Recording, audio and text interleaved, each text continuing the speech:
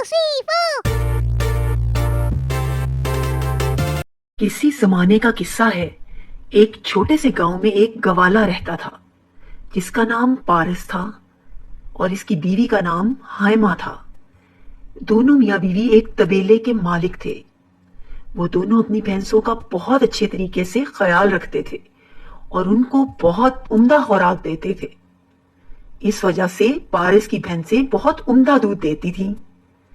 गांव में सभी पारस और हायमा से दूध लेते थे और दोनों मियाँ बीवी अच्छा खासा कमा लेते थे और इनकी गुजर बसर अच्छी हो जाती थी। लेकिन इतना अच्छा खासा कमाने के बावजूद पारस खुश नहीं था। वो हमेशा एक बड़े घर और महंगी महंगी गाड़ियां खरीदने के बारे में सोचता रहता था। मैंने अपने गांव के बाहर बहुत आलीशान घर देखा है। हमें वो खरीदना चाहिए और हमें एक बहुत उम्दा और महंगी कार खरीदना चाहिए और खिदमत के लिए बहुत से नौकर चाकर रखेंगे। ये लालच तुम्हारे लिए अच्छा नहीं है। हमारे पास बहुत कुछ है। तुम इस छोटे से घर में कैसे खुश रह सकती हो? और इस तबेले में इन भैंसों की बदबू मुझसे बर्दाश्त नहीं होती। पर हमारा यही तो रोजगार है। ज्यादा अरसा नहीं रहेगा। बहुत जल्द मैं इस गांव का सबसे दौलतमंद शख्स बनूंगा। पारस जब भी दूध बेचने जाता, गांव वाले इसके दूध की तारीफ करते। पारस, तुम्हारा दूध बहुत खालिश और सेहतमंद होता है। तुम जरूर अपनी भैंसों की बहुत अच्छी देखभाल करते होगे और इनको बेहतरीन ग़िज़ा देते होगे। हाँ, मैं करता हूँ इनकी बहुत अच्छी देखभाल, पर अब नहीं। मैं एक बार दौलतमंद हो जाऊं तो इन सबको बेच दूंगा। मुझे अपने घर में इनकी बदबू पसंद नहीं। पर वो भैंसे ही तो तुम्हारा रोजगार है। तुम्हें इनसे मोहब्बत करनी चाहिए। तुम्हें अपने काम से लगन और मोहब्बत होनी चाहिए। मैं भी अंडे बेचता हूँ और इनमें भी बदबू होती है, मगर मुझे अपने काम से कोई शिकायत नहीं और मुझे अपने काम से मोहब्बत है। तो फिर खैर, अंडे बेचना ही शायद तुम्हारी तकदीर है, पर मेरी तकदीर में और अहम काम बाकी हैं। महंगी चीजें खरीदना, महंगा लिबास और महंगा घर मेरी तकदीर है। ये लालच तुम्हें कहीं का नहीं छोड़ेगा मेरे भाई। ये बात तुम जितनी जल्दी समझ लोगे तुम्हारे लिए उतना ही बेहतर होगा। ओ चलो, मैंने पहले ही अपना वक्त यहाँ बर्बाद कर दिया। अब मैं जाता हूँ। इन बदबूदार अंडों का कारोबार तुम्हें ही मुबारक हो। पारस को जल्दी थी दौलतमंद बनने की। वो अक्सर दौलतमंद बनने के बारे में ही सोचता रहता था। बस इतना ही? ये बहुत कम है। मुझे और ज्यादा दूध बेचना होगा और इसका कोई ना कोई तो रास्ता होगा। मेरी तमाम भैंसें तंदुरुस्त और तवाना हैं। मैं इनको और ज्यादा दूध देने पर मजबूर नहीं कर सकता, वरना इनकी सेहत खराब हो जाएगी। और इससे बढ़कर एक मसला ये भी है कि अगर मुझे ज्यादा दूध हासिल हो भी जाए तो ये एक छोटा सा गांव है कि अगर मुझे ज्यादा दूध हासिल हो भी जाए तो मैं इसे बेचूं कैसे? अरे हाँ, मैं पड़ोस के गांव में जाकर अपना दूध बेच सकता हूँ। वो एक बड़ा गांव है, वहां बहुत से लोग रहते हैं।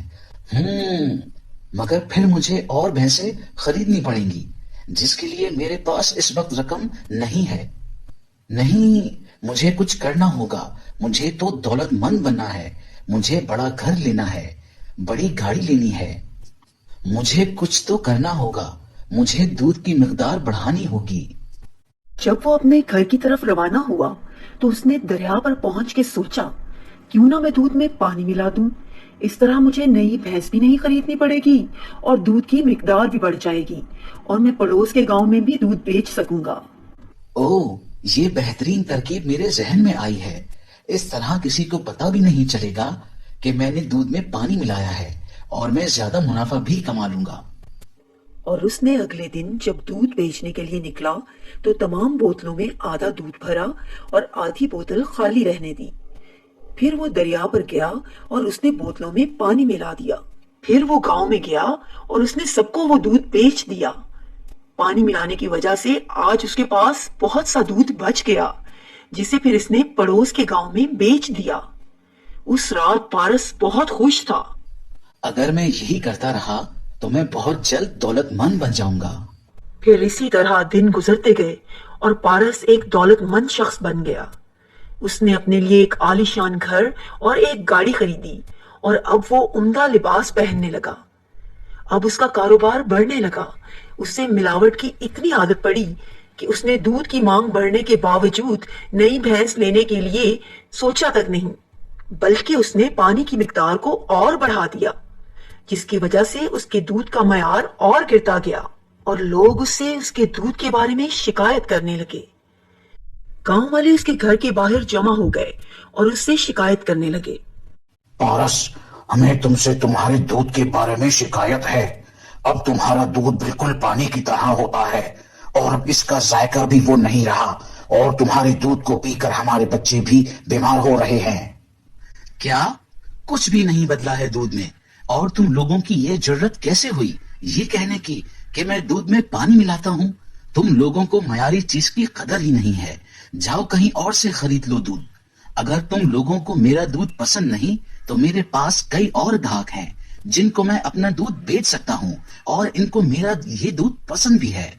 پارس تیزی سے یہ کہہ کر گھر کے اندر گیا اور دھڑام سے دروازہ بند کر دیا۔ گاؤں والے پارس کا یہ رویہ ان کے ساتھ دیکھ کر حیران رہ گئے۔ مجھے کچھ گڑبڑ لگ رہی ہے، ہمیں اس کے اوپر نظر رکھنی ہوگی۔ سچ کہا، ہمیں اس کے اوپر نظر رکھنی ہوگی اور سچ کا پتہ لگانا ہوگا کہ یہ کس طرح ہم لوگوں کو دھوکہ دے رہا ہے۔ گاؤں والوں نے مل کر سچ کا پتہ لگانے کا منصوبہ بنایا، اور اگلی صبح جب پارس دودھ بیچنے کے لیے گھر سے نکلا تو گاؤں والوں نے اس کا پیچھا کیا، اور انہوں نے دیکھا کہ پارس دریا کنارے بیٹھ کر دودھ میں پانی ملا رہا ہے۔ تو اصل ماجرا یہ ہے، وہ اس لیے دن بدن دولت مند ہوتا جا رہا ہے۔ اس کی بھینسوں کی تعداد اتنی کی اتنی ہی ہے، مگر پھر بھی یہ دوسرے گاؤں والوں کو بھی اتنی زیادہ مقدار میں دودھ بیچ رہا ہے۔ گاؤں والے پورا ماجرا سمجھ گئے اور انہوں نے اس لالچی گوالے کو سبق سکھانے کا منصوبہ بنایا۔ اگلے دن اس کی بیوی ہائمہ بازار سے دال لے کر آئی۔ پارس اس دن جب کام سے واپس آیا تو وہ لوگ کھانا کھانے بیٹھے۔ کیا تم نے آج کیا پتھر پکائے ہیں؟ نہیں، یہ دال ہے، آج ہی تو میں بازار سے لائی ہوں۔ دکاندار نے تمہیں دال کے ساتھ چھوٹے چھوٹے پتھر ملا کر بیچ دی ہے۔ کل میں جا کر دکاندار سے بات کروں گا۔ اس رات دونوں میاں بیوی بھوکے پیٹ سوئے۔ اگلے دن دونوں دکاندار کے پاس گئے۔ تم نے ہمیں کیا بیچا؟ ہم نے تمہیں دال کے پیسے دیے تھے، پتھروں کے پیسے تو نہیں دیے تھے۔ جاؤ کہیں اور سے جا کر خریدو، اگر تمہیں میری دکان کا سامان پسند نہیں تو مجھے تمہاری ضرورت نہیں۔ پارس غصے میں گھر واپس آیا۔ کچھ دیر بعد وہ باہر گیا اور 1 درجن انڈے لے کر آیا۔ جب اس نے انڈے توڑے تو ان میں سے 10 انڈے پتھر کے نکلے۔ وہ غصے میں آگ بگولا ہو کر دکاندار کے پاس گیا۔ میں نے انڈوں کے پیسے دیے تھے، پتھروں کے تو نہیں۔ ہم نے بھی تمہیں دودھ کے پیسے دیے تھے، پانی کے نہیں۔ جاؤ کہیں اور سے جا کر خریدو، اگر تمہیں یہ پسند نہیں مجھے تمہاری ضرورت نہیں۔ یہ سن کر پارس غصے سے گھر چلا گیا۔ اب اس کے ساتھ یہ ہونے لگا، وہ جب بھی کچھ سامان بازار سے خرید کر لاتا اس میں کچھ نہ کچھ گڑبڑ ضرور ہوتی۔ وہ لاتا کچھ اور سامان سے نکلتا کچھ۔ میں اس چیز سے تنگ آ گئی ہوں، آخر اس کی وجہ کیا ہے؟ کوئی ہمیں صحیح سامان کیوں نہیں دیتا؟ وہ ہمیں دولت مند ہوتا دیکھ کر ہم سے حسد کر رہے ہیں اور ہمیں لوٹنے کے چکر میں ہیں۔ پارس اپنے لالچی رویے کی وجہ سے ایسا اندھا ہوا تھا کہ اس کو یہ سمجھ نہیں آئی کہ اس نے بھی تو ان سب کے ساتھ یہی کیا تھا، اور جب وہ اس کے پاس شکایت لے کر آئے تھے تو اس نے یہ کہہ کر انہیں دھتکار دیا تھا کہ اگر ان کو اس کا دودھ پسند نہیں تو کہیں اور سے جا کر لے لیں، اس سے ان کی کوئی ضرورت نہیں۔ کچھ دنوں بعد پڑوس کے گاؤں والوں نے بھی اس سے دودھ خریدنا بند کر دیا۔ جب اس کے پاس خرچے کے لیے کوئی رقم نہ بچی تو اس نے اپنے استعمال کی وہ چیزیں بیچنا شروع کریں جو اس نے ملاوٹ شدہ دودھ بیچ کر اس رقم سے خریدی تھی۔ اب پارس ایک غریب گوالا بن گیا تھا۔ اس کے پاس 10 ہی بھینسیں بچی تھیں اور ایک چھوٹا سا گھر بچا تھا۔ اب تمہیں عقل آئی کہ تم نے کیا کیا؟ تمہاری لالچ کی وجہ سے ہم غریب ہوئے ہیں۔ اگر تم لالچ نہ کرتے اور ایمانداری سے خالص دودھ بیچتے تو آج ہم اس حال میں نہ ہوتے۔ ہاں، میں تمہاری بات سے اتفاق کرتا ہوں، تم صحیح کہتی ہو، مجھے تمہاری بات ماننی چاہیے تھی۔ دولت نے مجھے لالچی بنا دیا تھا۔ اب میں نے اپنی دولت ہی نہیں کھوئی بلکہ میں نے لوگوں کا اعتماد اور اپنی عزت بھی کھو دی ہے. ہائے افسوس، کاش میں لالچ نہ کرتا.